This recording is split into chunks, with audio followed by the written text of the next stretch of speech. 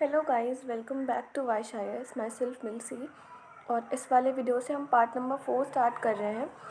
और पहले हमने बहुत सारी सी बातें ऑलरेडी हमने कर रखी हैं। अगर आपने वो वीडियो नहीं देखा है तो उसको देखना, उसके बाद ये देखना। मैंने आपको पिछले वाले वीडियो में बताने की कोशिश करी थी कि जो क्रिकेट था उसमें जो वाइट एलीट क्लास के लोग थे ना, वही डोमिनेट कर रहे थे, बट स्पेशली वेस्ट इंडीज़ में। ठीक है। बट उसके बाद भी जो क्रिकेट था वो बहुत ज़्यादा पॉपुलर हुआ कैरिबियन में। ठीक है। आपको पता होना चाहिए कौन कौन सी कंट्रीज़ कहाँ कहाँ पे हैं। ठीक है। तो मैं ये होप करके चल रही हूँ कि आपको सारा सब कुछ पता होगा, आपने मैप वगैरह सब कुछ पढ़ रखा होगा। तो क्योंकि वहाँ पे वाइट क्रिकेट एलीट क्लास के जो लोग थे ना वेस्ट इंडीज़ में, वो डोमिनेट कर रहे थे, बट फिर भी कैरिबियन वाला जो एरिया था, कैरिबियन रीजन में ये जो गेम था क्रिकेट, वो बहुत ज़्यादा पॉपुलर हुआ। उस टाइम तक जो क्रिकेट में सक्सेस पाने का मतलब बस इतना होता था कि हाँ, तुम सुपीरियर हो, हम इन्फीरियर है। मतलब अगर मैं हार गई तो मैं इन्फीरियर हूँ। और जो वाइट जो पीपल हुआ करते थे ना, वो ब्लैक पीपल को बहुत ही इन्फीरियर ट्रीट करा करते थे, और उनको ऐसा लगता था कि ये हमारे गेम के लायक नहीं है। इनमें जो फेयर प्ले, जो डिसिप्लिन, जो जेंटलमैन वाली जो क्वालिटी होती है, वो इनमें नहीं है। एंड हेंस ये उस गेम के लिए बिल्कुल भी नहीं बने हैं। उस गेम के लिए बस हम लोग बने हैं। और जैसे वो गेम पॉपुलर वहाँ पे हुआ कैरिबियन में, ठीक है, तो उस टाइम तक सक्सेस क्या हो गया, बस एक होता है ना कि रेशियल इक्वालिटी डेवलप करनी है, अपना पॉलिटिकल प्रोग्रेस करना है। इस तौर पे वहाँ पे जो गेम था उसके सक्सेस को ऐसे देखा जाने लगा। ठीक है। उस टाइम तक, मतलब उनके इंडिपेंडेंस के टाइम तक, बहुत सारे ऐसे पॉलिटिकल लीडर्स थे कैरिबियन कंट्रीज़ के, जैसे कि फोर्ब्स थे, एरिक विलियम्स थे। उन्होंने ये सोचा कि चलो ये एक मौका है, हम इस गेम को खेल करके अगर हम जीत गए तो हम जो अपनी सेल्फ रिस्पेक्ट है वो हम वापस पा सकते हैं। अपने पूरे जो वर्ल्ड वाइड जो आप कह सकते हो, बस कैरिबियन में ही नहीं, पूरे दुनिया भर में जो हमारी जो रिस्पेक्ट है, जो लोग हमें ब्लैक पीपल कह के बोलते हैं, ये वाइट पीपल, जो जो ये वाइट लोग हैं, हमें ब्लैक बोलते हैं, हमें इन्फीरियर बोलते हैं, हमें अनाप वर्ड से डिनोट करते हैं। ठीक है। तो उनके अगेंस्ट में अगर हमें गेम जीत जाते हैं तो हम अपना जो सेल्फ रिस्पेक्ट है वो वापस से अचीव कर पाएंगे, और जो इंटरनेशनल स्टैंड जो है हम वो ले पाएंगे। ठीक है।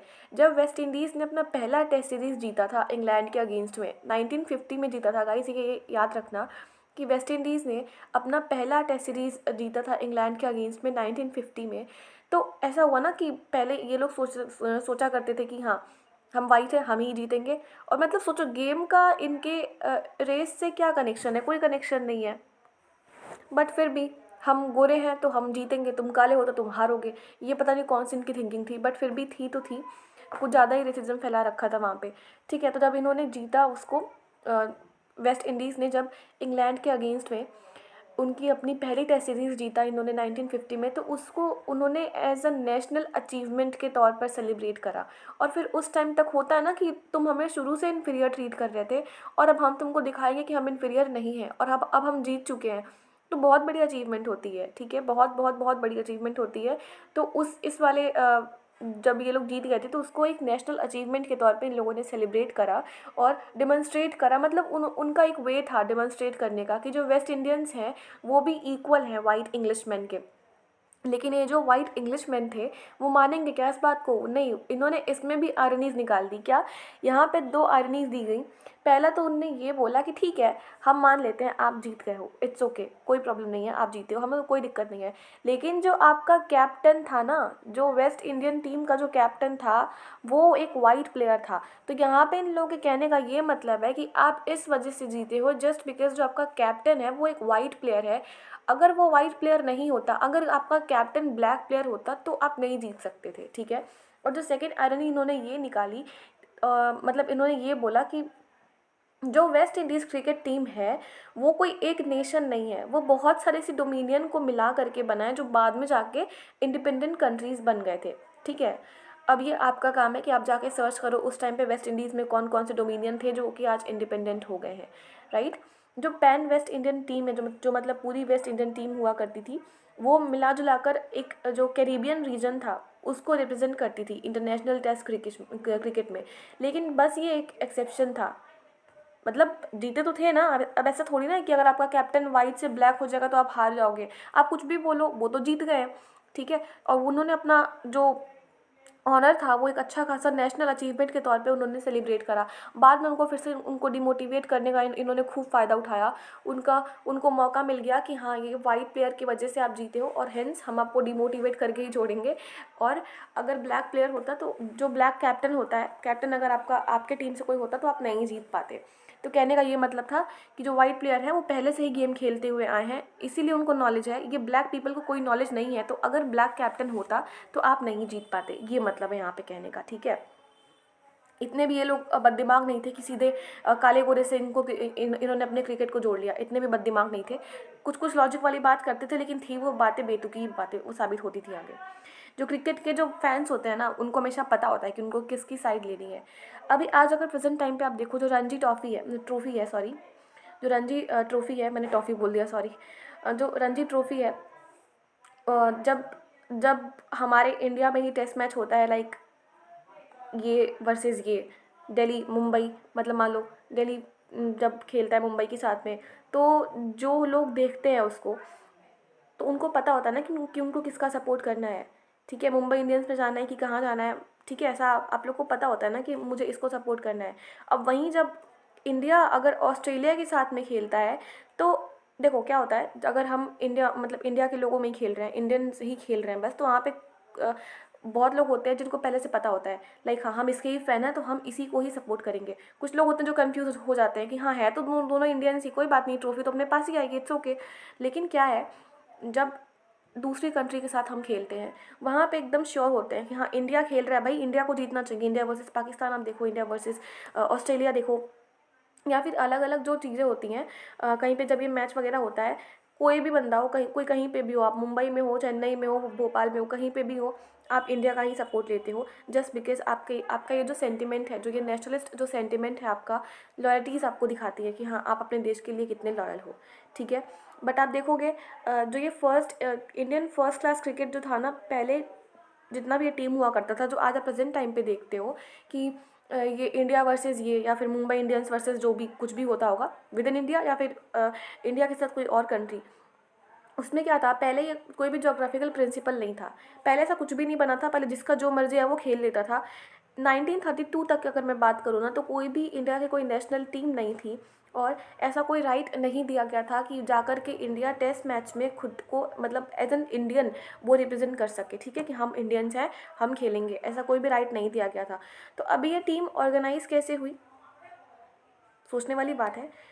जो ये रीजनल या फिर जो नेशनल टीम्स होती हैं, ये तो थी नहीं, तो जो क्रिकेट फैंस जो थे उस टाइम पे अपनी जो साइड्स थे वो कैसे लेते थे कि हाँ, हमें इनके साइड में जाना है, हमें इनके साइड में नहीं जाना है, ठीक है। और गाइस, ये हो चुका है, ओके, जस्ट अ मिनट, या तो it was not till 1932 that a national team was given the right to represent India in test match। मैंने अभी आपको बताया, ये सारी चीज़ें हो चुकी हैं, डोंट लुक एट दिस, आप यहाँ पे देखो ही नहीं, आप बस मेरी बात सुनते जाओ, काफ़ी होगा। जस्ट बिकॉज मुझे स्टोरी याद है तो मैं आपको सारी स्टोरीज मैं ऐसे ही बता देती हूँ, ओके। सो उस टाइम तक कोई भी राइट वगैरह नहीं दी गई थी। अब प्रॉब्लम ये है, जब कोई राइट थी ही नहीं, जब कोई टीम था ही नहीं, जब कोई रीजनल या फिर जब कोई नेशनल टीम नहीं थी, उस टाइम पे जो क्रिकेट के फैंस थे वो कैसे साइड लेते थे कि हमें इनकी साइड लेनी है, हमें इनकी साइड नहीं लेनी है। इन सारे क्वेश्चंस का आंसर जानने के लिए हम इंडिया पे आएंगे। अभी हम देखेंगे कि इंडिया में ये क्रिकेट था वो कैसे डेवलप होना शुरू हुआ, जो सेंस ऑफ जो लॉयल जो लोग होते हैं वो अपनी लॉयल्टीज़ कैसे दिखाते थे कि हाँ, हम इंडियंस हैं, हमें जो, क्योंकि जो उस टाइम पे ब्रिटिशर्स यहाँ पे रूल कर रहे थे, उनकी जो डिवाइड एंड रूल वाली पॉलिसी थी वो जिंदाबाद थी इस टाइम पे, ठीक है। वो हर हर एक स्टेप पे ये वाली कोशिश करते थे कि कैसे भी इन लोगों में फूट डालो और अपना राज करो, ये वाला वो लोग काम करा करते थे, ठीक है। अभी हम देखेंगे कि आज प्रेजेंट टाइम पे जो क्रिकेट हमारे इंडिया में खेला जाता है वो कहाँ से इवॉल्व हुआ, मतलब इवॉल्व कहाँ से हुआ वो तो हमने देख लिया, इंग्लैंड वगैरह का जो भी सीन था हमने देख लिया, वेस्ट इंडीज़ का भी हमने कुछ देखा। अभी हम वापस अपने इंडिया पे आते हैं कि यहाँ पे क्या सीन था क्या नहीं, ठीक है। और यहाँ पे देखेंगे कि इंडिया में जो क्रिकेट था उस टाइम पे कैसे रेस और रिलीजन के साथ में कैसे जोड़ा गया, ठीक है। तो जो कॉलोनियल इंडिया, क्योंकि उस टाइम पे ब्रिटिशर्स का रूल था, इसीलिए हम इसको बोलेंगे कॉलोनियल इंडिया। यहाँ पे जो क्रिकेट खेला जाता था, मतलब जो ऑर्गेनाइज हुआ था क्रिकेट, वो बस रेस और रिलीजन के बेसिस पर ही हुआ था। जस्ट लाइक कि जो ये अंग्रेज़ थे ना, वो हम इंडियंस को इन्फीरियर समझते थे, तो ये कहते थे कि ठीक है, आप इन्फीरियर हो, आप काले लोग हो, आपसे कुछ नहीं हो पाएगा, और हम सुपीरियर हैं, तो स्टार्टिंग से ही जस्ट बिकॉज उनका यही एजेंडा था, वो बस इंडिया में ही नहीं, उन्होंने जिस भी कंट्री को कॉलोनाइज करके रखा था हर कंट्री में उनका यही ड्रामा था, ठीक है। तो जिस भी कंट्री को उन्होंने कॉलोनाइज करा वहाँ पे हर जगह पे जो प्रिंसिपल्स उन्होंने अपनाए क्रिकेट के लिए, वो क्या था, रेस और रिलीजन पे बेस्ड था। इसका एक एग्जांपल आपको देखने के लिए मिलता है 1721 में इंडिया में मतलब एक प्ले हुआ था, प्ले इन द सेंस एक टेस्ट मैच हुआ था वहाँ पे, ठीक है, जहाँ पे जो इंग्लिश के सेलर्स थे उन्होंने खेला था। अब उन्होंने खेला था, ऑब्वियस सी बात है वो अपने आप को हमेशा से सुपीरियर दिखाएंगे, मैं तब से कितने बार ये बोल चुकी हूँ। और आप देखोगे फर्स्ट इंडियन जो क्लब है वो कैलकाटा क्रिकेट क्लब माना जाता है और वो 1792 में इस्टेब्लिश हुआ था, ठीक है।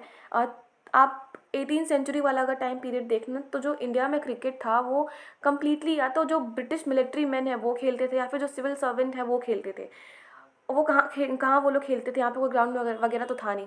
तो उन्होंने ना अपने क्लब बना रखे थे, ठीक है, अपना नॉर्मल सा वाइट क्लब बना रखे थे, या और उन्होंने जिम खाना बना रखा था। जिम खाना मतलब ऐसा नहीं कि कोई जिम में खाना खाने जाता है, ऐसा कुछ भी नहीं है। जिम खाना मतलब एक क्लब टाइप का ही होता है, वहाँ पे ये लोग क्रिकेट खेलते थे। यहाँ पे क्रिकेट खेलना बस एक एन्जॉयमेंट का ही पार्ट नहीं हुआ करता था। इनको ऐसा लगता था कि अगर कोई इन्फीरियर सुपीरियरिटी का जो पर्सन होगा अगर हमारे पास भी जाएगा तो हम उससे हम उससे मतलब उससे इन्फीरियर हो जाएंगे, मतलब उसी के बराबर हो जाएंगे। तो हमें एकदम डिस्टर्बेंस नहीं चाहिए, हम अपना आराम से अपना क्रिकेट खेलेंगे, अपना अपना आराम से मौज मस्ती करेंगे, इनका ये था। तो ये लोग जो वाइट क्लब इन्होंने खोल रखा था और जो इन लोगों ने जिम खाना खोल रखा था उसमें ये लोग क्रिकेट खेलते थे। और इनको वहाँ पे क्रिकेट खेलना पसंद इसलिए भी था जस्ट बिकॉज वहाँ पे भी कोई भी स्ट्रेंजर नहीं आ सकता था, उनको कोई भी डिस्कम्फर्ट नहीं होता था। और क्योंकि वो इंडिया में रहते थे तो उन्होंने इंडिया में ये सारा सब कुछ ओपन कर रखा था और वहाँ पे इंडियंस भी अलाउड नहीं थे जाने के लिए, ठीक है। अब इसके बाद अब सोचो, इन लोगों ने इतना इनको ऐसा लगता था कि जो इंडियंस हैं उनके पास कोई टैलेंट वगैरह नहीं है गेम को लेकर के और इसीलिए ये गेम उनके लिए नहीं है। बट हम इंडियंस भी कहाँ कम है, हम लोगों ने खेला भी और उसको जीता भी। देन जो इंडियन क्रिकेट का जो ओरिजिन है, ठीक है, जो क्रिकेट अभी आज हम लोग खेलते हैं, इंडियंस जो खेलते हैं, वो बॉम्बे में फाउंड हुआ था। जो फर्स्ट इंडियन कम्युनिटी थी जिन्होंने क्रिकेट खेलना स्टार्ट करा वो एक छोटी सी कम्युनिटी थी पारसी की, ज़ोरोएस्ट्रियंस जो कम्युनिटी थी, ठीक है। वो पारसीज़ की एक कम्युनिटी होती है, जस्ट अ मिनट। पारसीज़ की एक छोटी सी कम्युनिटी थी ज़ोरोएस्ट्रियन। इन्होंने एकदम इनिशियल स्टेज पे पहले ऐसे ये थे जिन्होंने क्रिकेट खेलना स्टार्ट करा और बॉम्बे में ये फाउंड हुआ क्रिकेट, ठीक है। और उसके बाद में आप देखोगे जब ये ऐसे पहले भी थे जो ब्रिटिशर्स के कांटेक्ट में आए थे, मींस जो वेस्टर्न कंट्रीज़ के कांटेक्ट में आए थे अपने ट्रेड में इनका बहुत ज़्यादा इन्वॉल्वमेंट था, ट्रेड में इनका एक लिमिट से ज़्यादा इंटरेस्ट था। हेंस ये जो वेस्टर्न कंट्रीज़ हैं उनके कांटेक्ट में आए थे। और ये पहले इंडियन कम्युनिटी थी जिन्होंने अपने आप को वेस्टर्नाइज़ करा, वेस्टर्नीज़ नहीं गाइस, वेस्टर्नाइज़ करा। ये ऐसी पहली इंडियन कम्युनिटी थी जो अपने आप को वेस्टर्नाइज़ करेगी। और इन्होंने अपना पहला क्लब फाउंड किया, क्रिकेट क्लब, जिसका नाम था the oriental cricket club. Bombay में इन्होंने फॉर्म करा 1848 में। आई होप आपको यहाँ तक सब चीज़ें याद रहेंगी। जो पारसीज़ थी उनके जो क्लब थे ना उसको फंडिंग कहाँ से मिलती थी, मतलब उसको स्पॉन्सर करी जाती थी। जो पारसी बिजनेसमैन थे ना, जैसे कि एक सेकेंड, हाँ, उस जो पारसी जो ये क्रिकेट क्लब खुला था, क्या नाम था उसका, अभी जो अभी मैंने बताया था, ओरिएंटल क्रिकेट क्लब, ठीक है। उसको फंडिंग कहाँ से मिलती थी, वो स्पॉन्सर करे जाते थे बाय पारसी बिजनेसमैन कुछ थे ना, जैसे कि टाटा हो गए, वारियाज हो गए, इनके थ्रू उनको स्पॉन्सर करा जाता था और यहाँ से उनको फंडिंग जनरेट होती थी। और उन लोग को इस वजह से जो पैसे वैसे जो फाइनेंशियल प्रॉब्लम थी पैसे वैसे को लेकर के, वो सब इनको उतनी नहीं हुई।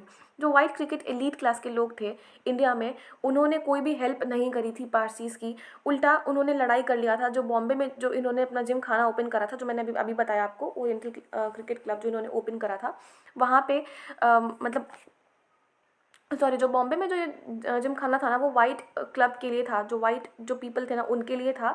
और जो पारसीज क्रिकेटर्स थे उनके साथ ये जो बॉम्बे जिम खाना के लोग थे उन्होंने पब्लिक पार्क को लेकर के झगड़ा भी कर लिया था। एक तो सपोर्ट भी नहीं कर रहे हो, ऊपर से तुम लड़ाई भी कर रहे हो। अब लड़ाई क्यों हुआ था, सुनना, लड़ाई इसलिए हुआ था क्योंकि जो ये पारसीज थे ना इन्होंने ये कंप्लेन करी कि ये जो आपका क्रिकेट ग्राउंड है, आप लोग यहाँ पे पोलो वगैरह खेल करके ये पूरा जो ग्राउंड है आप उसको डिस्ट्रॉय कर देते हो, जो कि क्रिकेट खेलने के लिए फिर फेवरेबल नहीं रहता है, मतलब अनफिट फॉर क्रिकेट हो जाता है ये, हम उतना यहाँ पे क्रिकेट अच्छे से खेल नहीं पाते हैं। और जब इसका कोई भी कंक्लूजन नहीं निकला तब आप देखोगे पारसी टीम ने बॉम्बे जिम खाना को बीट करा 1889 में। जस्ट अ मिनट, ओके, जो पारसी टीम थी उन्होंने बॉम्बे जिमखाना के साथ में क्रिकेट खेला और फिर उसको बीट करा 1889 में, जस्ट आफ्टर 4 ईयर्स। मतलब उस टाइम पे इंडियन नेशनल कांग्रेस 1885 में फॉर्म करी गई थी, 1889 में इन्होंने बॉम्बे जिमखाना को बीट कर दिया, मतलब हरा दिया। अच्छी बात ये थी लकीली कि जो दादा भाई नारोजी जैसे लीडर्स, वहाँ पे कुछ इंटेलेक्चुअल्स मौजूद थे जो कि पारसी स्टेटमेंट से ही बिलोंग करते थे, तो उन लोग को उतनी दिक्कत नहीं हुई, ठीक है। और जब वो क्लियर हो गया कि जो कॉलोनियल अथॉरिटीज़ हैं वो हमेशा ही लाइक अपना जो रुतबा होता है ना वो जमाने की कोशिश करते थे, तो पारसीज़ ने अपना अपना जिमखाना ओपन करा और वो लोग जो थे उसमें ही क्रिकेट खेलते थे। तो जो ये कॉन्फ्लिक्ट हुआ था, ठीक है, पारसीज़ और रेसिस्ट बॉम्बे जिमखाना के बीच में, उसकी एक हैप्पी एंडिंग हुई कैसे, अभी जैसे मैंने आपको बताया कि जो 1889 में क्रिकेट मैच हुआ था बॉम्बे जिमखाना में, जहाँ पे जो पारसीज़ थे वो जीत गए थे। एंड लकीली ऐसा नहीं था कि उनको कोई दादा भाई नारोजी से कोई फेवर मिला था, ऐसा कुछ भी नहीं था। जस्ट बिकॉज इस टाइम पे कोई होता है ना कि जैसे किसी के घर में कोई पॉलिटिकल लीडर होता है तो वो बहुत अपना रौला जमाता है कि हाँ मेरे चाचा ये हैं, मेरे पापा ये हैं, ठीक है। तो उस टाइम पे वैसा ही कुछ हुआ था और इन लोगों को एक अच्छी कंडीशन, इन लोगों को थोड़ा सा मोटिवेशन मिल गया था इस वजह से कि जो ये पारसी स्टेटमैन है हमारे इंटेलेक्चुअल दादा भाई नारोजी, वो एक अर्ली लीडर हुआ करते थे उस टाइम पे, तो इस वजह से इन लोगों को एक अच्छा खासा मोटिवेशन मिल गया था। और नेशनल कांग्रेस जो इंडियन नेशनल कांग्रेस की मैं बात करूँ तो वो 1885 में उसका एस्टैब्लिशमेंट हुआ, उसका फाउंडेशन, उसकी नींव रखी गई, ठीक है। और जस्ट आफ्टर 4 ईयर्स 1889 में बॉम्बे जिमखाना में ये लोग इन लोगों ने क्या नाम है ये अपने जो ये वाइट इलीट क्लास के जो लोग हैं उनको हरा दिया था, ठीक है। तो जो स्टैब्लिशमेंट रही पारसी जिमखाना की, ठीक है, वो बाद में जा कर के वहाँ पे क्लब्स भी वहाँ पे सेटअप हुए, लेकिन फिर भी आप देखोगे ना वो रिलीजियस कम्युनिटी पे ही बेस्ड थी। बाय 1890 वाला जो टाइम पीरियड था, आप अगर उस टाइम पीरियड में देखोगे तो जो हिंदू और मुस्लिम थे वो अपने में ही बिजी थे, क्योंकि इस टाइम पीरियड तक जो ब्रिटिश ऑफिशियल्स थे हमारे इंडिया में वो हिंदू और मुस्लिम को डिवाइड कर रहे थे। इट इन 19 नहीं गाइस, 1890s, ठीक है। जो हिंदू मुस्लिम थे वो कभी उस टाइम पे भी एक साथ नहीं आए कि हाँ हमें एक साथ आकर के इनका सामना करना चाहिए, नहीं, ऐसा कुछ भी नहीं था। हिंदू अपना अलग जिमखाना खोल रहा है, मुस्लिम अपना अलग जिमखाना खोल रहे हैं, ठीक है। इसका आपको अभी मैं नेक्स्ट वाले वीडियो में आपको मैं इसका एग्जांपल दूंगी। और जो ब्रिटिशर्स थे वो कभी भी ये कॉलोनियल इंडिया को ना कभी भी एक नेशन नहीं मानते थे। वो हमेशा ये कहते थे कि अरे ये नेशन का है, नेशन थोड़ी ना है, यहाँ पे अलग अलग कास्ट के लोग रहते हैं, अलग अलग रेस के लोग रहते हैं, अलग अलग जो रिलीजियस कम्युनिटीज़ हैं वहाँ के लोग रहते हैं, और वो अपने आप को एक कोई मानते थे कि हाँ हमारे वजह से ही जो यहाँ पे जो यूनिटी है जो अभी थोड़ी बहुत आई है, हिंदूज़ में भी पहले यूनिटी नहीं थी, मुस्लिम्स में भी नहीं थी, अभी जो हमारे वजह से जो यूनिटी आई है वो बस British east India company means Britain की वजह से ही आई है। अभी तो खैर ईस्ट इंडिया कंपनी कोई नहीं थी, अभी तो डायरेक्टली रूल कर रहे थे इस टाइम पीरियड तक जो ब्रिटेन वाले थे हम पे। आप देखोगे in the late 19th century की अगर मैं बात करूँ तो चलो इसका एग्जांपल मैं आपको नेक्स्ट वाले वीडियो में दूंगी, बट इसको एक समराइज वे में आप यहाँ पे सुनते जाओ। जब इस्लाम जो मुस्लिम लोग थे जब उन्होंने इस्लाम जिमखाना खोलने की बात करी तो तुरंत ही इनको अप्रूवल मिल गया। अब यहाँ पे अप्रूवल क्यों मिला, कैसे मिला, बॉम्बे उस टाइम पे गवर्नर थे, बॉम्बे में जो गवर्नर थे, ठीक है, उन्होंने क्या कहा मैं इसको नेक्स्ट वाले वीडियो में बताऊँगी। सो अभी के लिए बस इतना ही। और वीडियो को लाइक कर देना, कमेंट करना, और अगर अच्छी लगी हो तो शेयर भी कर देना, चैनल को सब्सक्राइब कर देना। और जो भी एस्पिरेंट सीरियस होकर के यूपीएससी की प्रिपरेशन करना चाहते हैं वो यहाँ पे दिए गए व्हाट्सएप नंबर पे हमारे वाइस सर को कांटेक्ट कर सकते हैं। सी नो मैटर व्हाट आप कब से प्रिपेयर कर रहे हो कब से नहीं, आप एक बार सर को कांटेक्ट कर लो, बेनिफिट आपका ही होगा। यहाँ पे सर का इंस्टाग्राम हैंडल दे रखा है, आप उनको वहाँ पे भी डीएम कर सकते हो। सर का यहाँ पे मेल दे रखा है, सर को मेल भी कर सकते हो। और लेट नहीं करो, जस्ट बिकॉज यहाँ पे सर की पर्सनल मेंटरशिप प्रोवाइड होती है और सर 1-to-1 खुद ही गाइड करते हैं बच्चों को, ये खुद ही सर बात करते हैं। यहाँ पे बस टीचर्स दिख रहे हैं, कोई ग्रुप्स वगैरह कुछ भी नहीं बना हुआ है, और फ्री में नंबर मिल रहा है इतने फेमस टीचर का, आप क्या चाहिए। सो कॉन्टैक्ट कर लो उनको जल्दी से, ठीक है। So thank you very much, have a great day ahead guys, take care, bye.